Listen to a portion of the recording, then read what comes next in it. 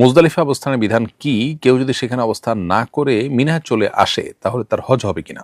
উত্তর হলো, হজের মধ্যে মুজদালিফায় রাত্রি যাপন করাটা ওয়াজিব।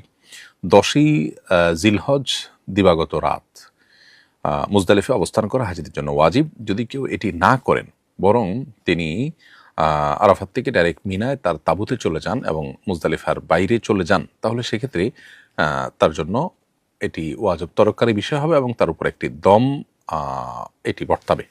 বিধায় মুজদালিফাতে অবস্থান করতে হবে। এরপরে প্রশ্ন হলো, মায়ের ইসালে সওয়াবের উদ্দেশ্যে হজ করতে পারবো কিনা, এতে কি মা সওয়াব পাবেন? উত্তর হলো হ্যাঁ। মা পক্ষ থেকে আপনি যদি হজ করেন, আপনার নিজের ফরজ হজ আগে যদি হয়ে থাকে, তাহলে আপনি তার পক্ষ থেকে হজ করতে পারেন এবং যদি নিয়ত থাকে যে আল্লাহ এই হজের সওয়াব আমার মাকে দিতে চাই, তো ইনশাআল্লাহ আপনার মায়ের কাছে সে হজের সওয়াব পৌঁছাবে।